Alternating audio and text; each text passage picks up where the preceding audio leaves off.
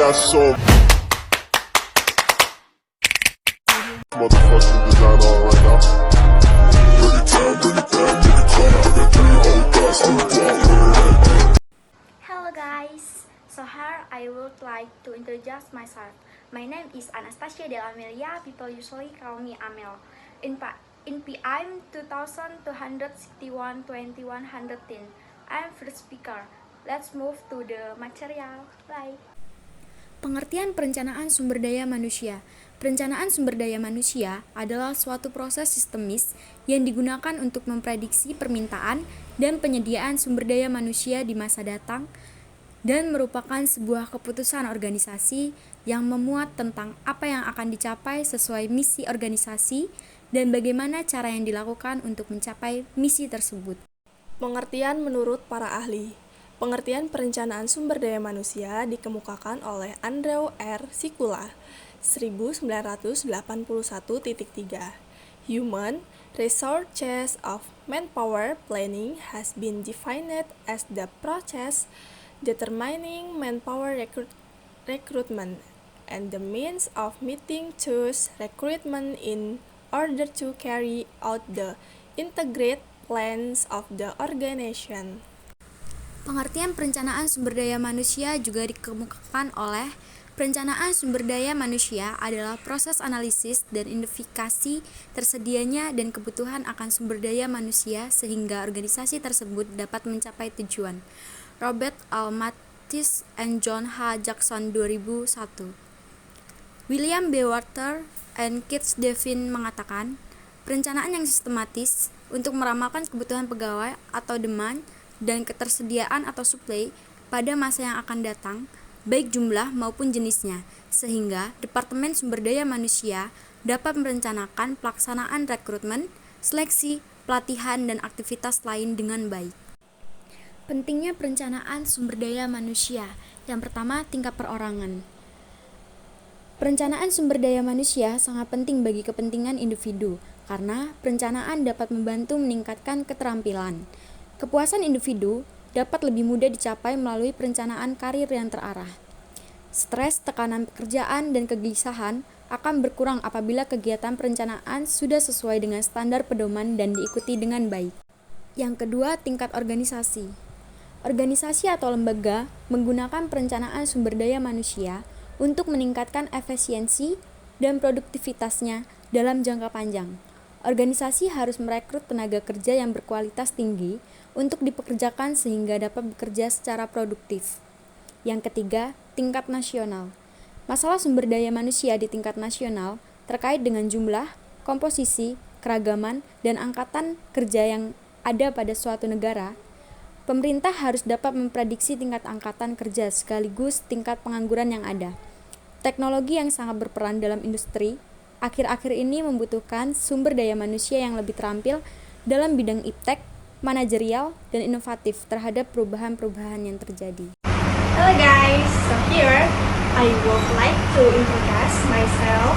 My name is Margareta Dwi Septiana. People usually call me Reta. My NPM 2261-2128. I am second speaker. Let's move. Tujuan perencanaan sumber daya manusia. Yang pertama, to aid in setting organizational goals and objectives, including planning for the attainment of equal employment opportunity and affirmative action goals. Artinya, membantu menemukan tujuan organisasi, termasuk perencanaan, pencatatan kesempatan kerja yang sama pada karyawan dan tujuan tindakan afirmatif. Yang kedua, to examine the effect to alternative human resources, policies, and the programs and recommended implementation of the alternative that contribute most to organizational effectiveness. Artinya, melihat pengaruh program dan kebijakan alternatif sumber daya manusia dan menyarankan pelaksanaan alternatif yang paling menunjang kepada keefektifan organisasi. Selanjutnya, manfaat perencanaan sumber daya manusia. Yang pertama, memiliki visi yang lebih baik terhadap aspek-aspek SDM terhadap keputusan bisnis. Yang kedua, dapat memprediksi adanya ketidakseimbangan yang mempengaruhi biaya SDM menjadi tidak terkontrol. Yang ketiga, dapat menempatkan right man on the right place. Yang keempat, memberikan kesempatan yang lebih baik untuk melibatkan wanita dan golongan minoritas dalam program perencanaan sumber daya manusia internal organisasi. Yang kelima, menambahkan sistem informasi menjadi lebih baik untuk mengetahui pengetahuan tentang profil karyawan, pekerjaan, keahlian, kemampuan, kompetensi yang adil dan layak, serta dapat memprediksi kebutuhan jumlah tenaga kerja yang saat ini dan yang akan datang. Yang keenam, memungkinkan penarikan karyawan baru secara ekonomis. Dan yang terakhir, koordinasi sumber daya manusia berjalan lebih baik. Kemudian yang selanjutnya, elemen-elemen perencanaan SDM. Yang pertama itu ada tujuan. Faktor yang perlu diperhatikan dalam perumusan tujuan adalah yang pertama sejarah, kemampuan organisasi, lingkungan organisasi, fokus pada pasar, dapat dicapai, dapat memotivasi, dan yang terakhir ada spesifik. Yang kedua, perencanaan organisasi. Beberapa jenis perencanaan seperti misi, tujuan, kebijakan, prosedur, aturan, program, dan anggaran. Yang ketiga, audit SDM. Audit merupakan pemeriksaan kualitas secara menyeluruh kegiatan-kegiatan personalia dalam suatu departemen. Manfaat audit sumber daya manusia yang pertama, memberikan kontribusi pada departemen personalia organisasi. Yang kedua, memberikan rasa profesionalisme dan tanggung jawab di antara karyawan. Yang ketiga, kesamaan dalam penetapan kebijakan dan praktik-praktik personalia. Yang keempat, mengidentifikasi dengan jelas tugas dan tanggung jawab Departemen SDM. Yang kelima, menganalisis masalah-masalah personalia. Yang keenam, mampu mengurangi biaya-biaya sumber daya manusia melalui prosedur personalia yang efektif. Yang ketujuh, menyelesaikan konflik dengan kebijakan dan aturan secara fleksibel. 8. Dapat menerima mudah perubahan-perubahan yang diperlukan Departemen SDM. Yang terakhir, memudahkan menemukan permasalahan yang terjadi pada sistem informasi sumber daya manusia. Yang terakhir, ada peramalan sumber daya manusia. Teknik yang dapat dipakai antara lain teknik DLP, ekstrapolasi, analisis komputer, indeksasi, dan masih banyak lagi. Tentunya metode apapun yang akan digunakan harus memiliki pertimbangan yang akurat, validasi, dan efisien dari sisi anggaran. And the last, me, Teresia Monica Maharani. People call me Monica, NPM 226-120-132. I'm the last speaker. Beberapa peramalan penawaran SDM. Yang pertama ada teknik DLP, yaitu estimasi dilakukan oleh beberapa ahli guna menentukan jumlah kebutuhan sumber daya manusia masa datang.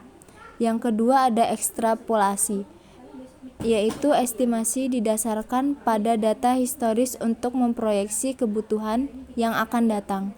Yang ketiga ada analisis komputer, yaitu estimasi yang dilakukan melalui program komputer dengan model matematis untuk menghitung jumlah kebutuhan sumber daya manusia yang akan datang. Yang keempat ada indeksasi, yaitu melakukan estimasi kebutuhan karyawan di waktu mendatang dengan melihat ciri dan karakter perkembangan karyawan melalui indeks. Yang kelima ada new venture analysis, yaitu estimasi dilakukan dengan mengetahui jumlah kebutuhan sumber daya manusia. Yang terakhir ada analisis Markov models, yaitu teknik matematis untuk menganalisa perkembangan keadaan karyawan. Tahap atau proses perencanaan SDM terbagi menjadi 5. Yang pertama, analisis faktor penyebab perubahan. Yang kedua, peramalan kebutuhan. Yang ketiga, penentuan kebutuhan. Yang keempat, analisis ketersediaan.